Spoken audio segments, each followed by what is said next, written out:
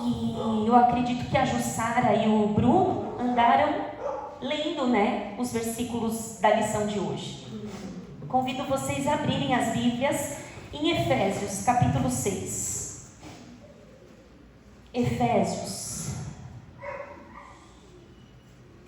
6.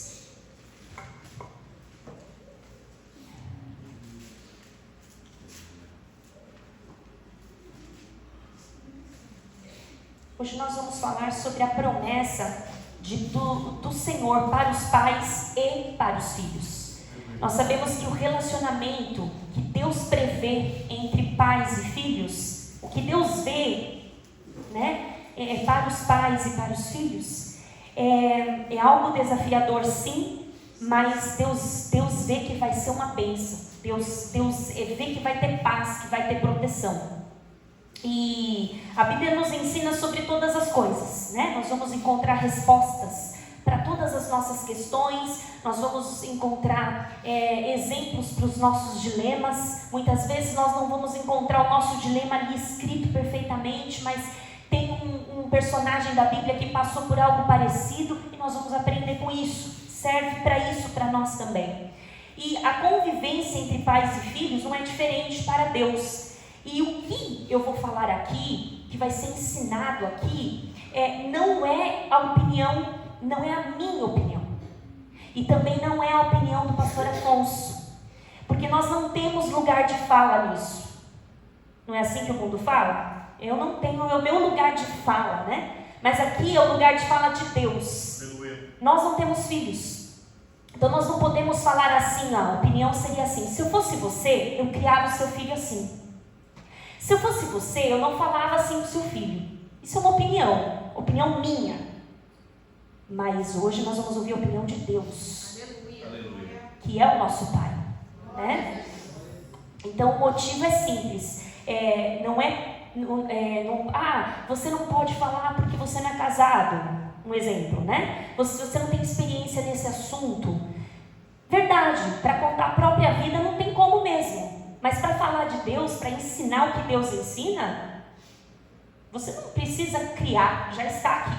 Amém, irmãos? Glórias a Deus. Então hoje nós vamos falar sobre a opinião de Deus, sobre as promessas para pais e filhos. E é preciso iniciar mencionando que a Bíblia fala dos dois lados, né? A Bíblia vai falar da responsabilidade dos pais e também dos filhos. E na maioria dos casos, nós vamos ver a importância que tem a família do começo ao fim da palavra do Senhor. Então nós vamos ler aqui Efésios capítulo 6, versículo 1 ao 4, que diz assim: Filhos, obedecei a vossos pais no Senhor, pois isto é justo. Honra a teu pai e a tua mãe, que é o primeiro mandamento com promessa, para que te vá bem e sejas de longa vida sobre a terra. E vós, pais, não provoqueis vossos filhos a ira, mas criai-os na disciplina e na admoestação do Senhor. Vamos orar? Deus querido, Deus maravilhoso, obrigada, Senhor, por essa palavra maravilhosa, por esse trecho que nós lemos aqui, Senhor, por essas promessas santas que o Senhor tem derramado sobre as nossas vidas. Senhor, que o Senhor possa, meu Deus, fazer com que o entendimento, a sabedoria, a paz, a tranquilidade, venha, Senhor, o conselho, venha pousar, Senhor, na mente, no coração de todos os que estão aqui, Senhor, para que o seu nome seja glorificado, em nome de Jesus. Então, olha só, a Bíblia, ela nos fala que filhos são bênção, né? São herança.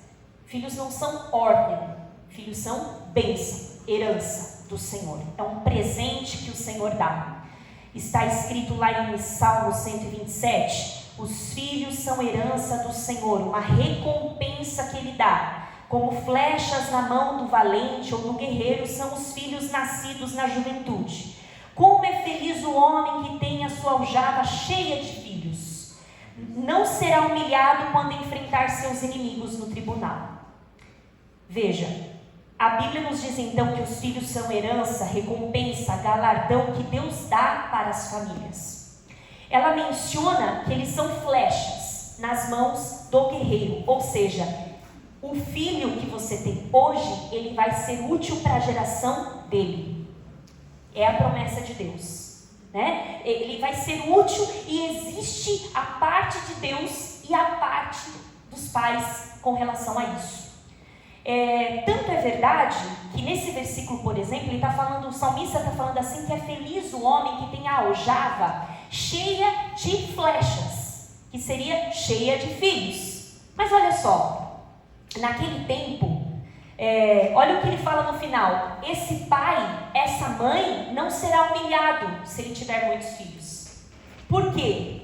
Por que essa explicação que o salmista dá? Porque naquele tempo as pessoas, os casais, tinham muitos filhos, justamente porque eles contavam com o apoio desses filhos no trabalho braçal e também o sustento na velhice. Por isso aqui ele fala assim: quem tiver muitos filhos não será humilhado.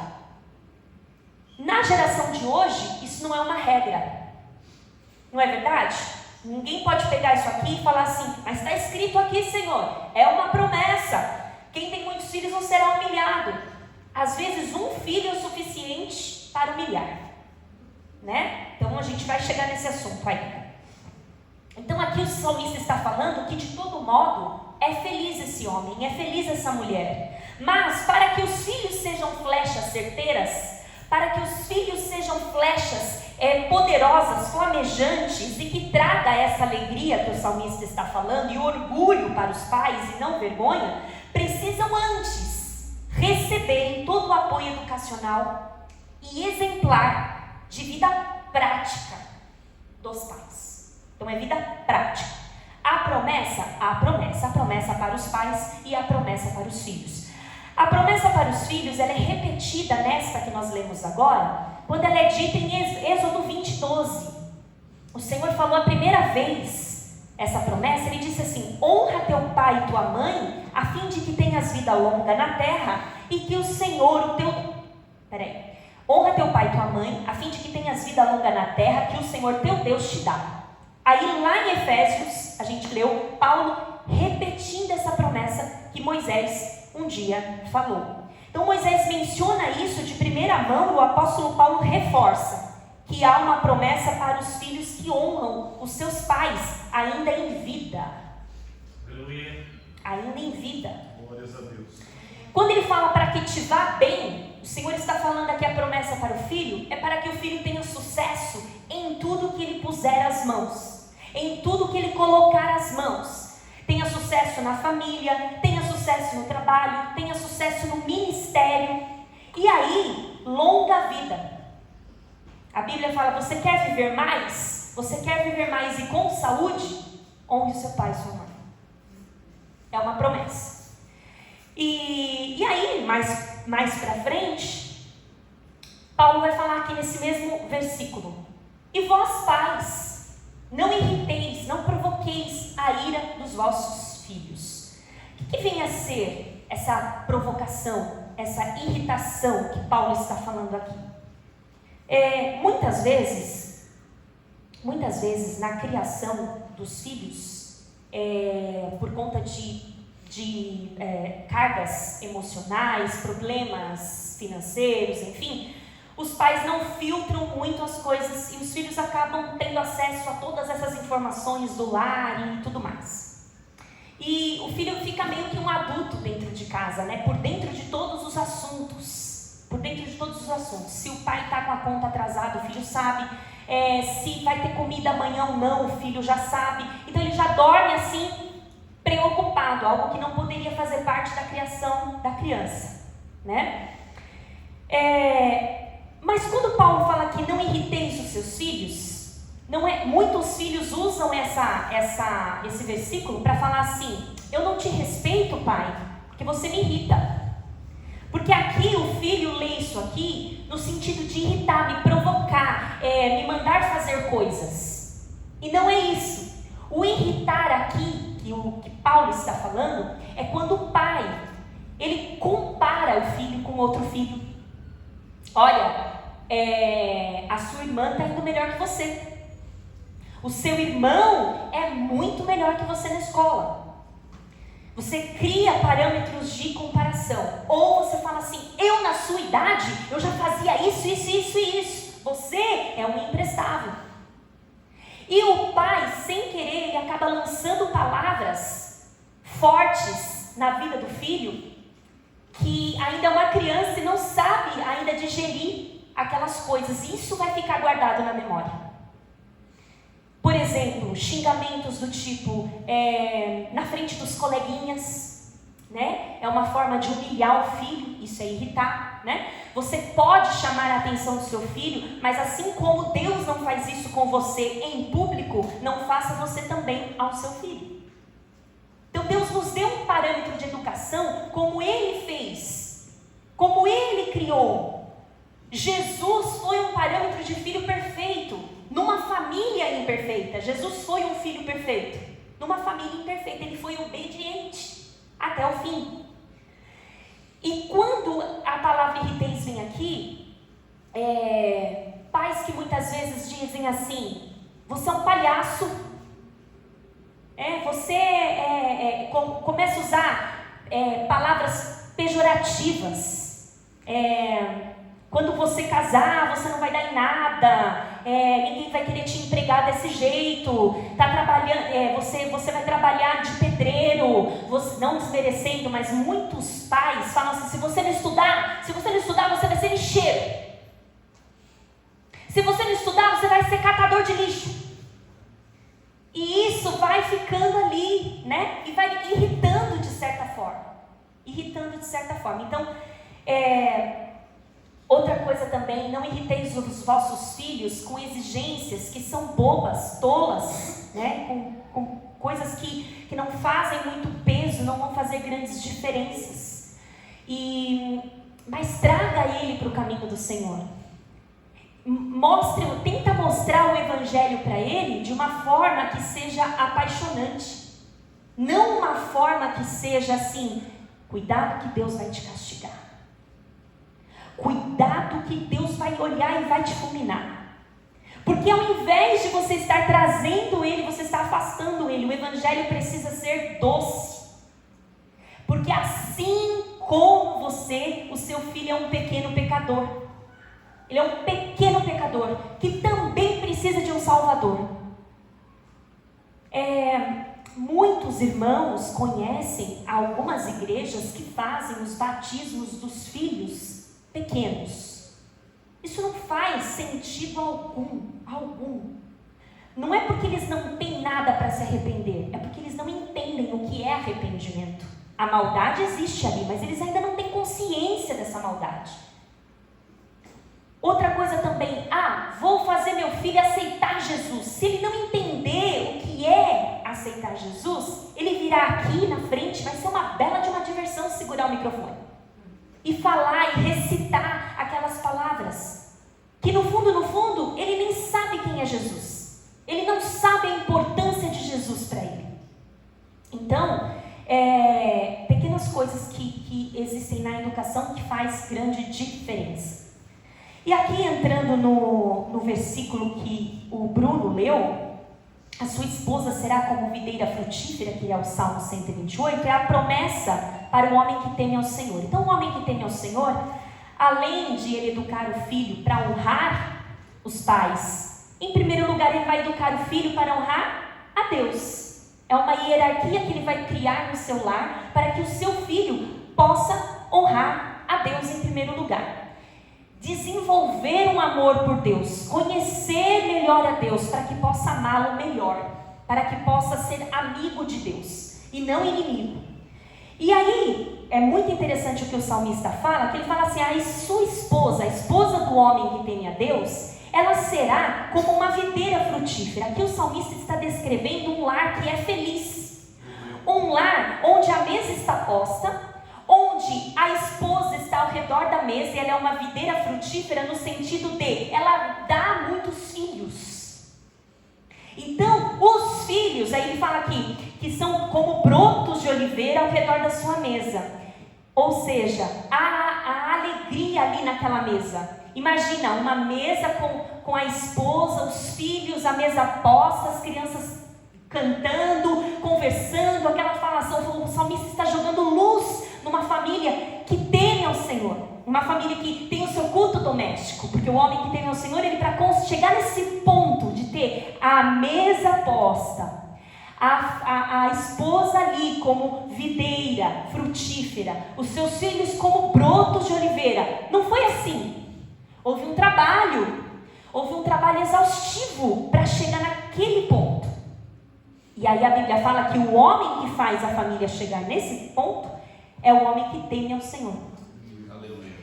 E aí, a Bíblia fala que esse homem que teme ao Senhor é um homem sábio. Porque o temor do Senhor é o princípio da sabedoria. E o conhecimento do santo é o entendimento. Logo, se ele é sábio, se ele teme ao Senhor, ele é sábio. Se ele é sábio, ele vai conseguir instruir o seu filho, a sua casa, do jeito que o Senhor aconselha. Então, percebe que não basta ler um livro, não basta participar de um culto, não basta fazer um curso. Você vai precisar da instrução do Senhor. Você vai precisar da instrução do Senhor para seguir os caminhos corretos e aconselhar de forma correta os seus filhos e a sua esposa. E aí a gente vê Salomão falando assim: instrua o menino ou a criança segundo os objetivos que você tem para ela, conforme o caminho, né? E mesmo com o passar dos anos não se desviará deles. Já aprendemos aqui que isso não é uma promessa. Nós vamos ver casais que são tementes a Deus, que criaram seus filhos no temor do Senhor, que ensinaram, instruíram, fizeram a sua parte, e hoje os seus filhos não estão na igreja. Como também vocês vão olhar para casais que não temem ao Senhor, e os seus filhos estão na igreja. Então não é uma promessa, mas é um conselho, que se você instruir, a grande chance do seu filho estar no caminho do Senhor é máxima. E ele não terá total garantia que esse filho seguirá os seus conselhos com zelo. Até porque, irmãos, que até os 18 anos, ou melhor, enquanto o filho mora com os pais, ele deve satisfação aos pais, não é verdade? Mas existe um ponto de decisão que ninguém pode entrar e decidir por ele. Por isso que a salvação ela é individual, e por isso que o filho de crente não nasce crente. Muitas pessoas acreditam que porque uma mulher está grávida, ela vai ter um filho dentro da aliança, já aliançado, já na promessa. E não é verdade. Ele vai nascer, ele vai ter uma escolha, ele vai ter uma oportunidade, e ele vai se arrepender. Ele também precisará se arrepender. Então é um processo para todos. Então o homem que teme ao Senhor, ele vai preservar o ensino da palavra seguindo os exemplos que os israelitas faziam. Vamos ler lá? Deuteronômios capítulo 6, versículo 4 ao 9. Livro de Deuteronômio, capítulo 6, versículo 4 ao 9.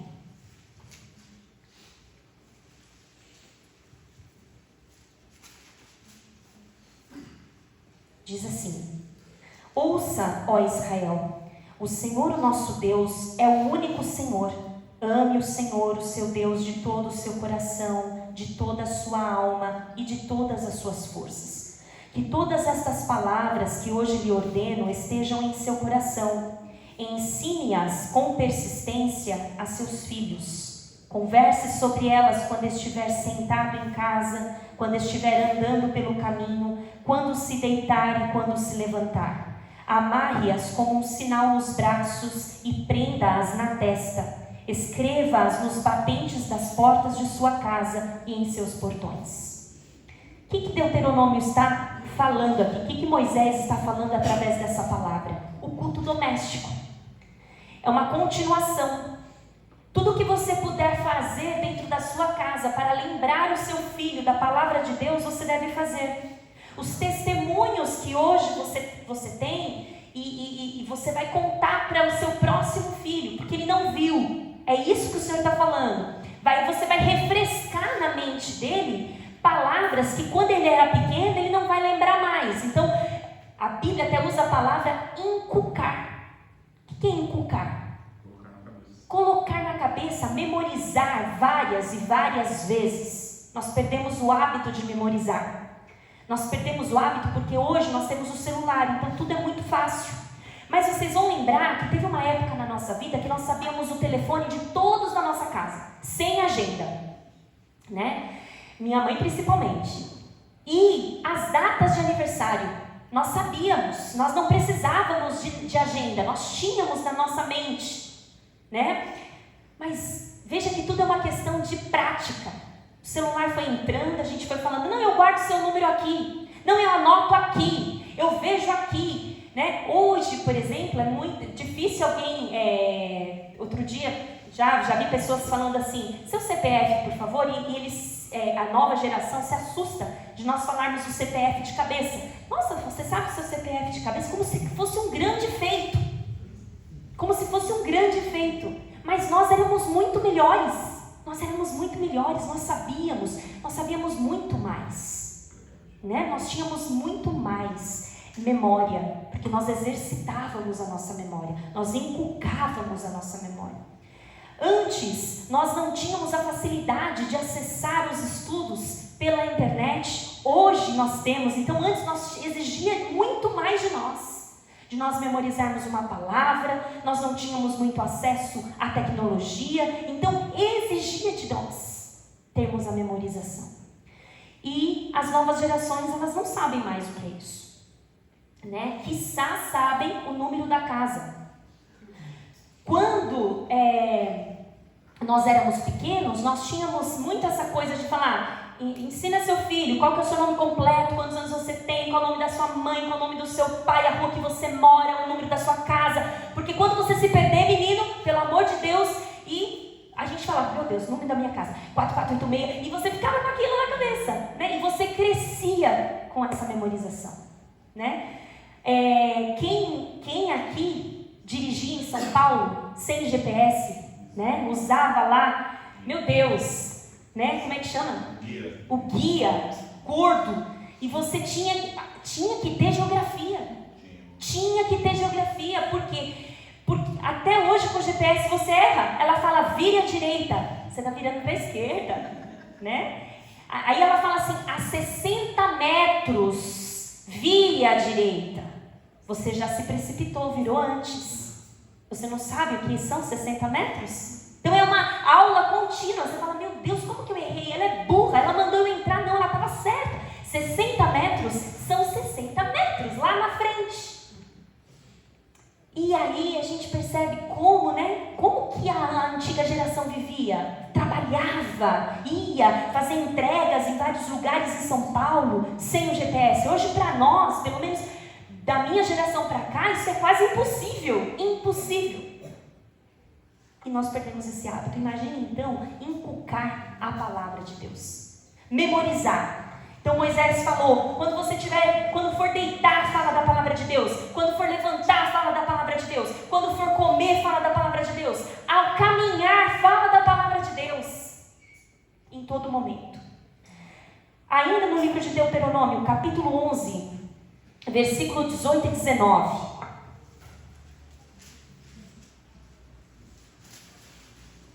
Diz assim, gravem estas minhas palavras no coração e na mente, amarrem-nas como símbolos nas mãos e prendam-nas na testa. Aí alguém vai ler isso aqui e vai falar, tá vendo? Vou tatuar o versículo. Vou tatuar, porque aqui a Bíblia está falando. É o único jeito. Não é? Ensinem-nas a seus filhos, conversando a respeito delas quando estiverem sentados em casa e quando estiverem andando pelo caminho. Repeteco do anterior. A gente já leu isso. Mas olha Moisés falando de novo.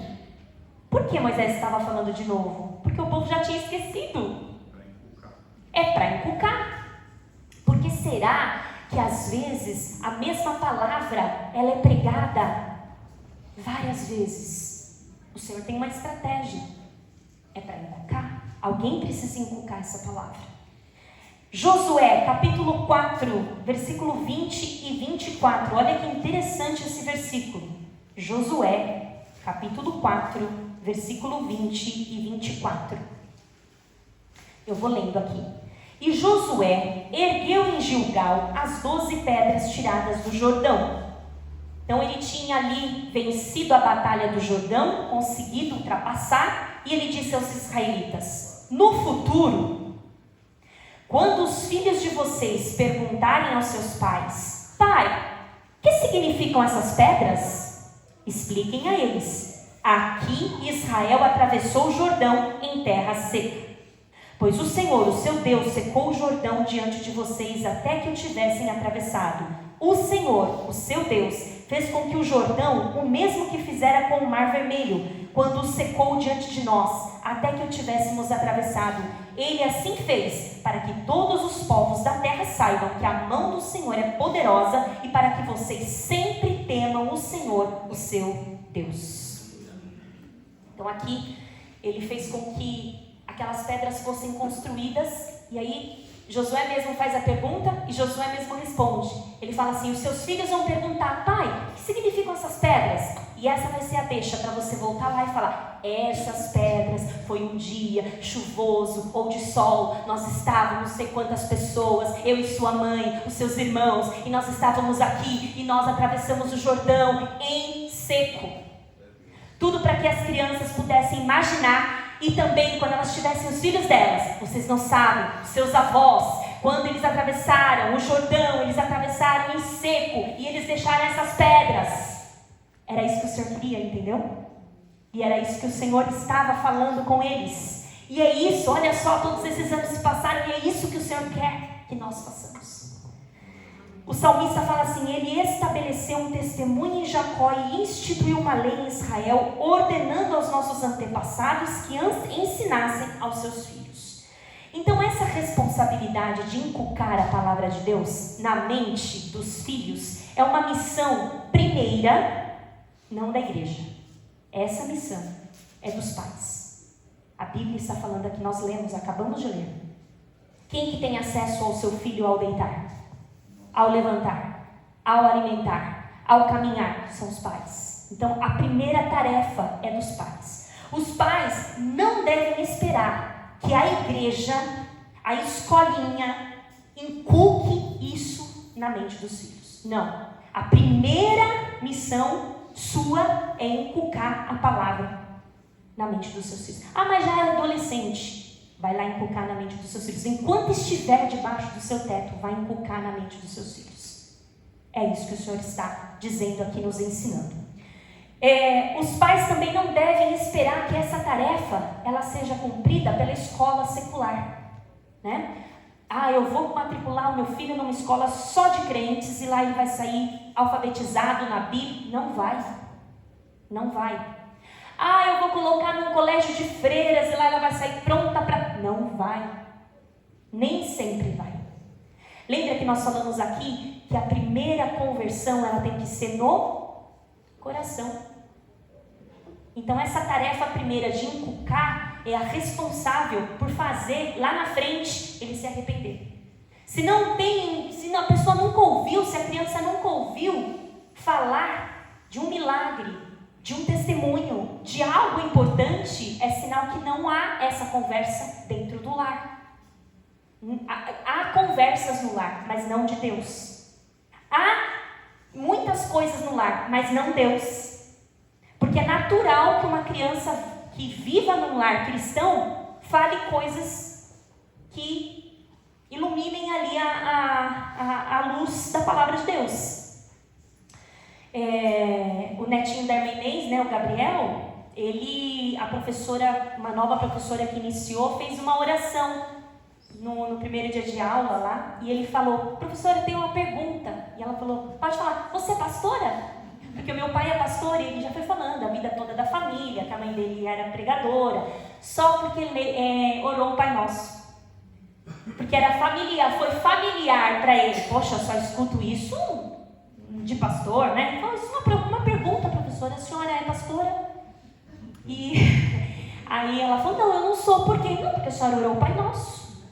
E o meu pai é pastor, ele ora. Então tá bom, então a gente tá... Então a convivência, né, faz com que aquilo não seja algo surpreendente. Pode ser ser que alguma criança chegue em casa e fale, você não vai acreditar, oraram o Pai Nosso na sala de aula. Né? É algo, mas para quem já vive isso, foi fantástico. Tanto que ele está se dando muito bem com essa professora. No ano passado chorava para ir para a escola, para não ir, né? Agora chora para ir, porque a professora, ele se identificou com a professora nesse sentido. O homem que teme ao Senhor, ele vai incentivar o seu filho a participar das atividades reservadas na igreja para a idade dele. Então, ainda que você não queira participar de alguma coisa, é necessário que você incentive o seu filho a gostar de participar. Por quê? Porque quando ele tomar uma decisão lá na frente, vai ser tarde demais para você falar assim, vai para a igreja, vai participar do grupo, vai cantar. Vai ser um pouco tarde. Então, enquanto você pode inculcar isso na mente deles, olha como é bonito pregar, o que você gosta de fazer na casa do Senhor? Você se vê como na casa do Senhor? Você se vê cantando na casa do Senhor? Ah, não, eu gosto de dançar. Ah, então, você gosta de dançar? Que legal! Então, nós vamos participar de alguns eventos de dança na igreja. Ah, mas eu não gosto de dançar, eu tenho vergonha. O meu negócio mesmo é ler a palavra. Ah, então tá bom. Então você vai comprar uma Bíblia da linguagem dele, você já vai incentivá-lo a ler e dar importância para aquilo que ele está fazendo. Isso é incentivar. E aí, aí se cumpre o que está no Salmo 122. Aí se cumpre. Alegrei-me quando me disseram, vamos à casa do Senhor. Se ele não tem um incentivo, esse salmo não cumpre. Eu não estou alegre para ir na casa do Senhor. O que tem que fazer lá? É um trabalho primeiro antes, né? Lá atrás. Vamos, lá você vai encontrar Beltrano, lá você vai encontrar Jesus, lá você vai encontrar seu amigo tal, lá você vai contar um testemunho. Você quer contar um testemunho? Você quer uma oportunidade? Às vezes o que a criança mais quer é só vir aqui na frente, pegar o microfone e falar alguma coisa. E o próximo culto ela vem de novo, porque isso é incentivo para ela. Então, talvez o incentivo seja mais simples do que você possa imaginar. Não tem dinheiro investido, nada, é só um clique. E aí sim, alegrei-me quando me disseram, vamos à casa do Senhor. Aí a Bíblia fala sobre as prioridades, né? Para que tudo isso aconteça, para que tudo isso se suceda bem. As prioridades dos pais, a Bíblia diz. Então, como foi lido já um pouquinho aqui, vamos abrir lá em 1 Timóteo, capítulo 3, versículo 2, 4 e 12. Primeira carta a Timóteo, capítulo 3, versículo 2, 4 e 12.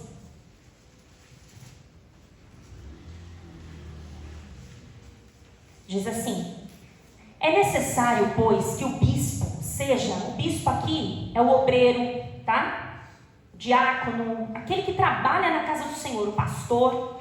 É necessário que o bispo seja irrepreensível, marido de uma só mulher, moderado, sensato, respeitável, hospitaleiro, apto para ensinar. Esse apto para ensinar é que ele tem o conhecimento para ensinar, ele tem a paciência para ensinar quantas vezes forem necessárias, tá?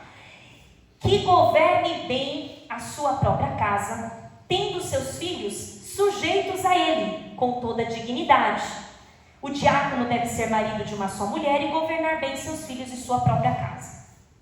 Aí em Tito, antes da gente entrar na explicação, Tito 1, versículos 5 e 6, Tito, mais para frente, capítulo 1, versículos 5 e 6. Vou lendo aqui. A razão de eu tê-lo deixado em Creta, Paulo falando para Tito, foi para que você pusesse em ordem o que ainda faltava e constituísse presbíteros em cada cidade, como eu o instruí. É preciso que o presbítero seja irrepreensível, marido de uma só mulher, tenha filhos crentes, que não sejam acusados de libertinagem ou de insubordinação. Então essa foi a recomendação de Paulo para Tito. É assustador? É sim. Por quê? Para que o ministério dos pais funcione na igreja, para que qualquer coisa que os pais façam tenha sucesso na igreja, Em primeiro lugar, eles devem cuidar da família. Não tem ministério de sucesso se não fizer primeiro a lição de casa, que é a família. E aqui, a Bíblia chama de família o casal com filhos e o casal sem filhos. A Bíblia chama de família. Casou é uma família. Entende? Então não é assim, então tá bom, essa responsabilidade não é minha porque não tenho filhos, então eu posso ser irrepreensível, posso ter mais de uma mulher. Não. A Bíblia chama de casou é uma família. Então a Bíblia está falando aqui. A Bíblia está falando que se este homem ou esta mulher não cuidar de sua família, ele não está apenas sendo infiel, como a Jussara leu aqui. Ele está sendo pior que o infiel. Dá para entender isso? Ele não está falando assim, quem não cuida da sua família é infiel. Não, ele está falando, ele quer maximizar. Ele fala assim, você não é só infiel, você é pior do que o infiel. Então é muito sério, se a gente parar para pensar. Este cuidar da família é colocar comida na mesa, sim, mas não é só. Né? Então não é só dar comida, roupa para vestir, um carro para andar. Isso tudo é básico, é provisão mesmo e se espera de um marido provedor. Espera-se de um marido provedor. Mas esse cuidar também, em sua maioria, também tem a ver exemplo de caráter. Aqui, ter um bom exemplo dentro e fora de casa é cuidar da família. Quando você irrita o seu filho, e aqui eu queria lembrar dessa parte, eu lembrei agora. Quando Paulo fala para não irritar o filho, voltando aqui só porque eu li essa questão do exemplo, você irrita o seu filho quando você fala para o seu filho assim, coisas, você exige coisas do seu filho que você não faz. Isso você irrita o seu filho. Então, por exemplo, quando o seu filho grita com você, você responde gritando, não grita comigo, você está gritando também. Isso você está mostrando assim, é só eu que posso gritar. Então é uma coisa assim, fica calmo. Ele vai falar, mas ele está vendo que você mesmo não tem domínio. Você mesmo não tem domínio. Fica calmo agora. São coisas assim que destoam. Mas ele não é inteligente a tal ponto. É sim. E ele vai te ouvir aqui na frente falando assim, meus irmãos, nós temos que ser calmos com a nossa família. Nós temos que ser pacientes com a nossa família. Ele vai estar te olhando ali, pai, mãe, e aquele chinelo. Entende essa incoerência? O maior erro nosso é a incoerência, sabia? Incoerência. Hoje, nos dias de hoje, a incoerência, ela invadiu. É pregar o que não vive, é exigir o que não vive. Tudo isso. E na nossa casa não é diferente, não é verdade? Então assim, as palavras, elas chamam a atenção. Então você dizer assim, você tem que fazer isso, você tem que fazer aquilo, você está chamando a atenção com a sua palavra, mas o que vai arrastar mesmo é o seu exemplo, é a sua essência de caráter. Ter tempo para conversar é cuidar da família. Ter tempo para passear, para brincar, providenciar um momento de colo, de amparo, de carinho, é cuidar da família. Preparar um alimento gostoso, fresco, que nem uma vez a pastora Rosânia pregou aqui, nunca esqueço, que ela fala, né, ela falava, acho que até ela mesma já esqueceu, mas como se eu pudesse imaginar, né, que a casa da mulher que serve a Deus, da mulher temente a Deus, serve do Senhor, ela cheira comida fresca, né? Isso é uma demonstração de carinho, é uma demonstração de cuidado.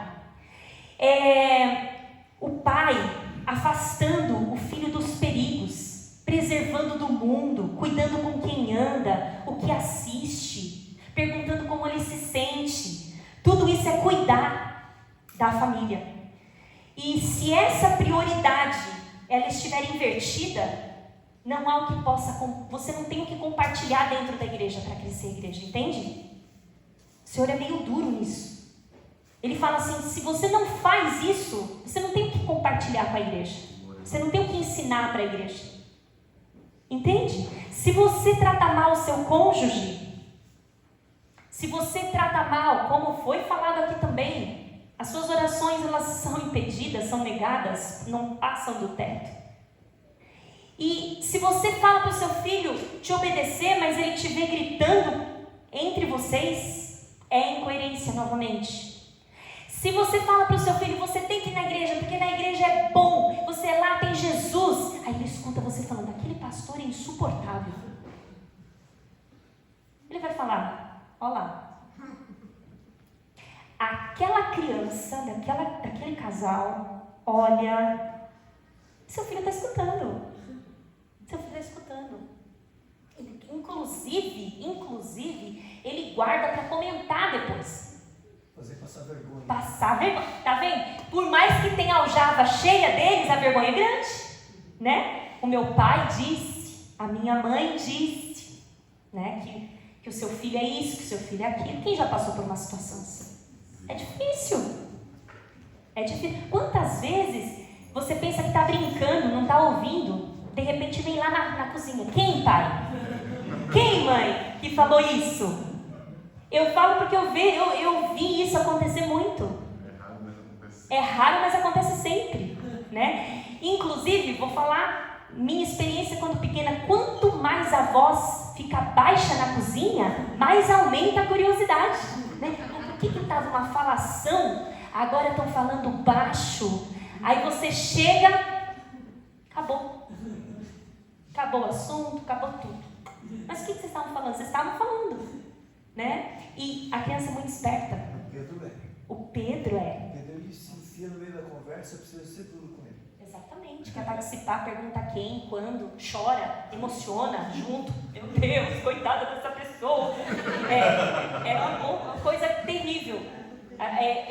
Inclusive a Juliana até fica com cuidado assim para ele não escutar testemunhos assim no YouTube, essas coisas, porque ele encuca depois, né? E aí chora, né? Enfim. Mas é um cuidado que nós temos que ter, né? Então o filho vai ver uma incoerência. Quando você olha para a Bíblia, e isso para muitas mães isso parece que dói o que a Bíblia fala. Mas quando a Bíblia fala sobre essa hierarquia, muitas mães não aceitam. Eu falo de mãe porque mãe é mãe protetora, né? A Bíblia fala que o casal casado que tem filho, em primeiro lugar é Deus, e em segundo lugar, o cônjuge. E em terceiro lugar, os filhos. A mãe vai falar, eu? Imagina que eu vou ficar... Mas a Bíblia está falando que é essa a hierarquia. Então, primeiro Deus, depois o marido, depois os filhos. E depois o ministério. Então, assim, para a mãe protetora, isso é inadmissível. Mas tem mãe que fala, não, eu vou fazer essa sequência acontecer. E aí nós vemos um ensino muito forte, né, em Efésios, que nós abrimos, ainda no capítulo 5. Nós vimos capítulo 6, para completar o capítulo 6, para que o capítulo 6 seja fácil de cumprir, vós filhos, né? Sede obedientes a vossos pais. Paulo primeiro falou do casal, né? Então ele fala lá em capítulo 5 do de Efésios, ele fala assim, versículo 23. Pois o marido é o cabeça da mulher, como também Cristo é o cabeça da igreja, que é o seu corpo, do qual ele é o Salvador. Assim como a igreja está sujeita a Cristo, também as mulheres estejam em tudo sujeitas a seus maridos. Veja só, em tudo sujeitas a seus maridos que são crentes, seus maridos que são tementes a Deus e que não vão... O marido que teme a Deus, ele não vai te agredir. O marido que teme a Deus, ele não vai usar nomes pejorativos para te chamar, viu, irmãs? Então aqui ele está falando para nós sermos sujeitas aos maridos tementes a Deus, fiéis na sua boca, na sua ação, no seu coração, não a qualquer tipo de marido. Tá? Só queria falar isso. Maridos, amem suas mulheres, assim como Cristo amou a igreja e entregou-se por ela para santificá-la, tendo-a purificado pelo lavar da água mediante a palavra e para apresentá-la a si mesmo como igreja gloriosa, sem mancha, nem ruga ou coisa semelhante, mas santa e inculpável. Da mesma forma, os maridos devem amar suas mulheres como a seus próprios corpos. Quem ama sua mulher, ama a si mesmo. Então aqui Paulo está falando assim, se você ama a si mesmo, né, ela é parte do seu corpo, você não vai se cortar. Então você não vai cortar ela, né? Você não vai se bater, você não vai bater nela. Então assim, do jeito que você ama o seu corpo, que você valoriza o seu corpo, você vai amá-la, a ponto de dar a vida por ela. Então, os deveres domésticos que Paulo nos ensina, eles são resumidos aqui no livro de Efésios. Nós temos tantos livros falando disso, mas Efésios fala de tudo. Ele fala do marido, da esposa, ele fala dos filhos. E obviamente são reforçados em outras cartas, né? Mas aos maridos o dever de amar a esposa, esse amar a esposa, tem bênçãos por trás disso, né? O fato de você ter marido que usa essa palavra para oprimir a esposa. Então ele fala, não, você tem que me obedecer, você tem que se sujeitar a mim, porque eu sou o cabeça dessa casa. E isso, ele está faltando leitura de Bíblia. Está faltando leitura de Bíblia, está faltando aprendizado, está faltando sentar e escutar o Senhor falar. E se ele age assim, o ministério dele fica empatado na igreja. Ele não consegue passar nada à frente, porque a casa dele não está em ordem. As esposas, elas têm que honrar e os filhos obedecer. Então, essa obediência dos filhos, ela vem também carregada de disciplina, né? É necessário que haja disciplina. O Senhor Jesus foi especial, mas ele nasceu numa família comum, uma família tradicional, como eu falei aqui. E ele ensinou ser servo. Ele fez isso e ele não tinha nenhuma obrigação para fazer isso, mas ele fez para deixar o comportamento dele como exemplo. E ele ainda disse, aprendei de mim, que sou manso e humilde de coração. E aí João vai falar que Jesus disse, eu lhes dei o exemplo para que vocês façam como eu fiz. Em tudo, em todas as situações. Parece ser um ensino ultrapassado, arcaico, quando você fala assim, você honra seus pais? Rapaz, eu sou casado já tenho 50 anos. Não, a Bíblia não está falando honre aos seus pais até os seus 60 anos. A Bíblia está falando honra seus pais em vida, para que te vá bem, para que tudo flua bem na sua vida. E hoje é ultrapassado, né?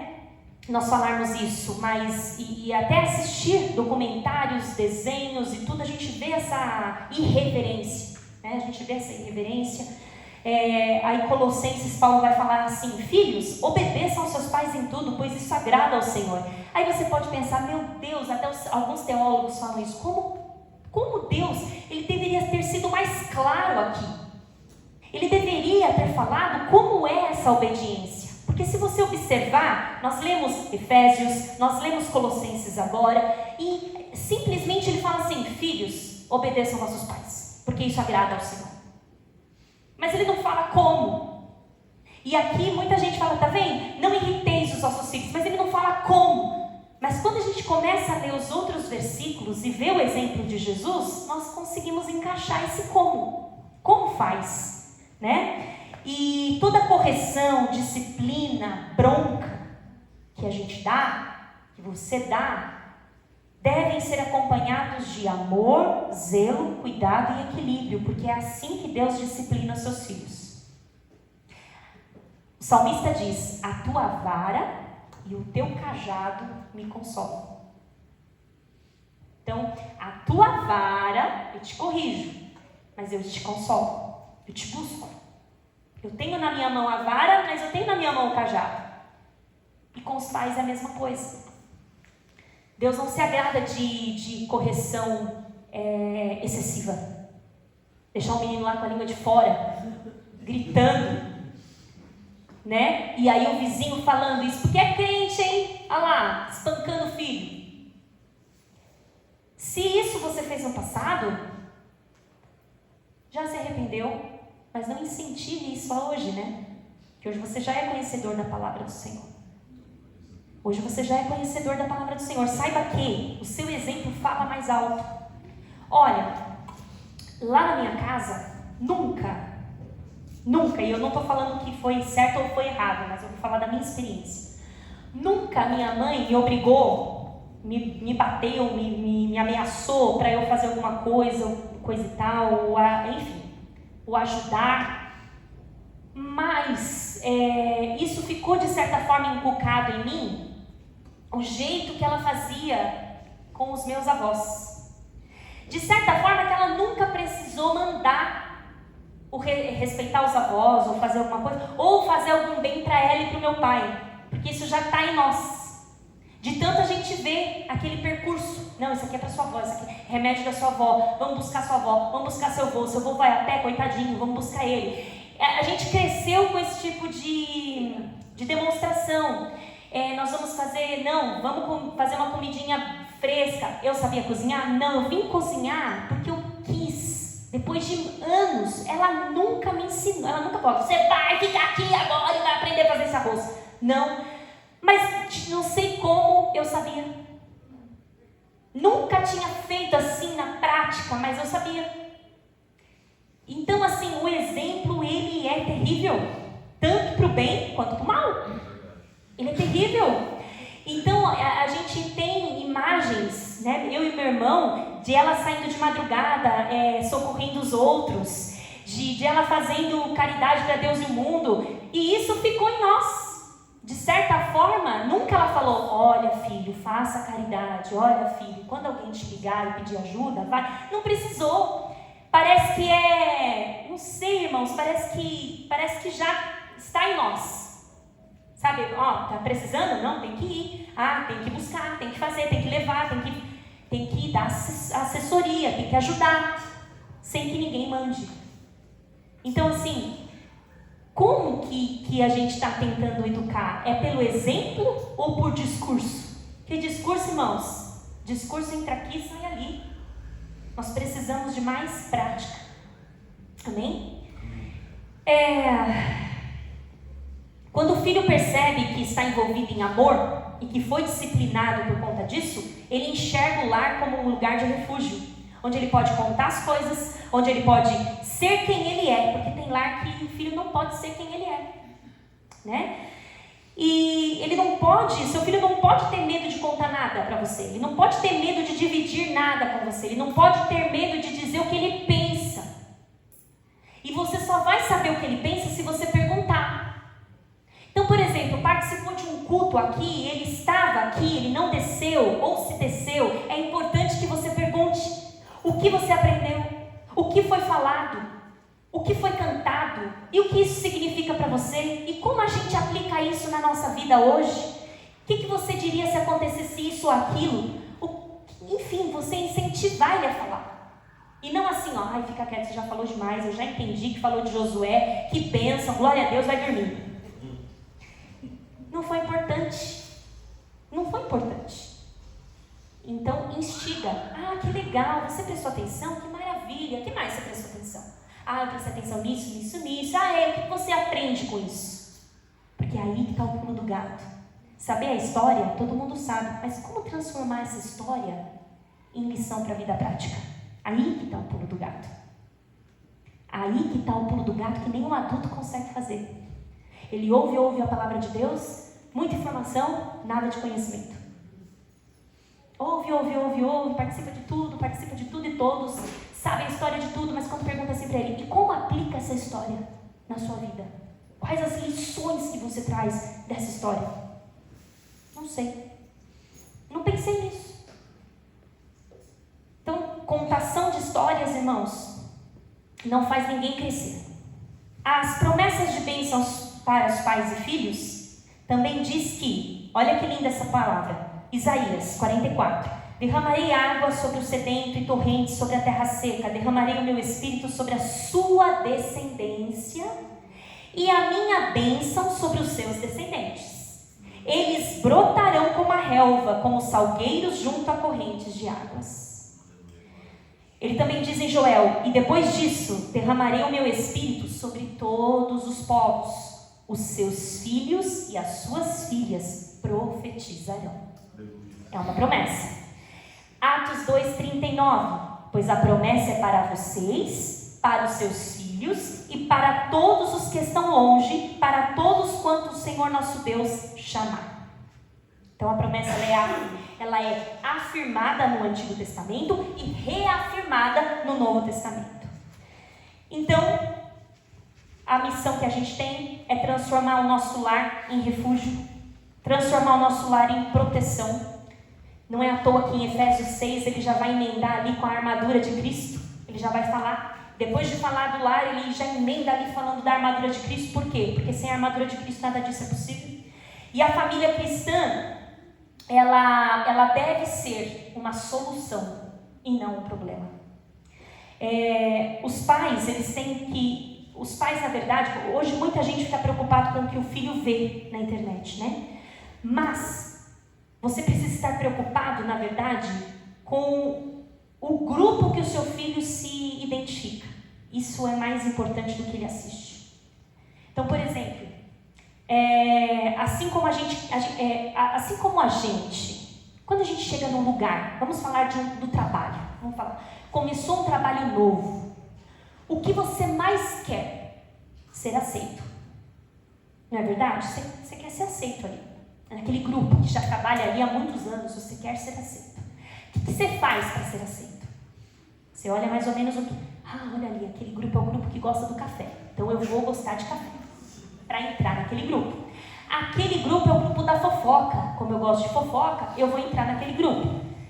Tudo para ser aceito, para que alguém fale assim, você gosta de café também? Que legal! E aí ali estabelece uma conexão. O filho é a mesma coisa. Com quem o seu filho se conecta? Com quem ele se identifica? E aí você consegue pegar o fio da meada com quem ele está andando. É muito mais importante do que ele está assistindo. Às vezes ele está assistindo ali, mas quem influencia ele? Quem que exerce influência nele? No meu tempo era a Xuxa. Não é verdade? Quem é dos anos 80 aí? Era a Xuxa, sapato da Xuxa, tiara da Xuxa, roupa da Xuxa. Não posso nem mostrar minhas fotos para vocês, irmãos, de pequenininha. Não posso. A mamãe ainda tem um feito que ela gravou, irmãos, eu dançando a música da Xuxa, sabe? Coreografia completa. Quanto custa esse vídeo aí? Olha, não posso dizer. Eu só mostrei para o Alexandre depois que estava certo mesmo que ia ficar.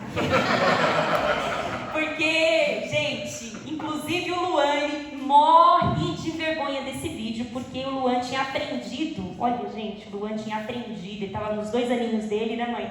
Tinha aprendido, tinha largado o piniquinho. O que a mãe fez?